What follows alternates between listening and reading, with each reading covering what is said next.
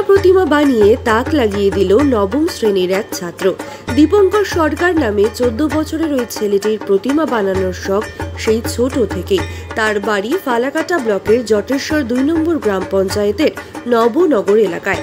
দীপঙ্করের দুর্গা তৈরির কাজ প্রায় শেষের পথে। এর আগে বিশ্বকর্মা, লক্ষ্মী, কালী প্রতিমাও বানিয়েছে সে। জানা গিয়েছে 5ম শ্রেণীতে ভর্তি হওয়ার পর স্কুলের সামনে মূর্তি তৈরির কারখানায় টিফিন টাইম কাটত দীপঙ্করের। পেশাদার মৃৎশিল্পীদের কাজ দেখে প্রতিমা বানাতে শিখেছে দীপঙ্কর। সেই থেকেই নিজের ভাবনায় প্রতিমা তৈরি করে সে তাক লাগিয়ে দিয়েছে। পরিবার সূত্রে জানা গিয়েছে এই বছর দুর্গার প্রতিমা তৈরি করেছে দীপঙ্কর। শুধু প্রতিমা তৈরি নয়, নিজের হাতে প্রতিমা তৈরি করে পুজো করে দীপঙ্কর। তার হাতে তৈরি প্রতিমায় কোনো ছাঁচ ব্যবহার করা হয় না, শুধু খড় এবং মাটি দিয়েই সে প্রতিমা তৈরি করে। এবার প্রায় 1 মাস ধরে সে দুর্গা প্রতিমা তৈরি করছে। এদিন দীপঙ্কর জানিয়েছে মাটি, খড়, সুতো, কাঠ ইত্যাদি দিয়ে দুর্গা প্রতিমা তৈরি করে সে।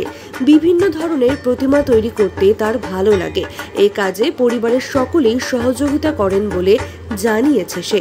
নিপুণভাবেই সিংহ থেকে অসুর সবকিছুই ফুটিয়ে তুলেছে দীপঙ্কর। খুদে হাতের কামাল দেখলে অবাক হতে হবে সকলকে।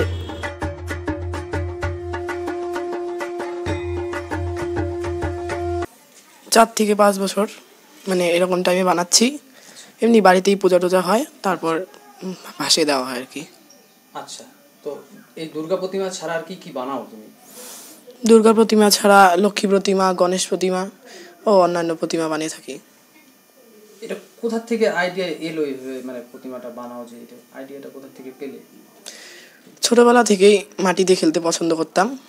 তারপরে একদিন আইডিয়া পেলাম যে এসব করার জন্য, তারপরে এসব হয়ে গেল। আচ্ছা, তোমার নাম? দীপঙ্কর সরকার। কোন ক্লাসে পড়ো? ক্লাস 9। স্কুলের নাম? খিরেরকোট হাই স্কুল।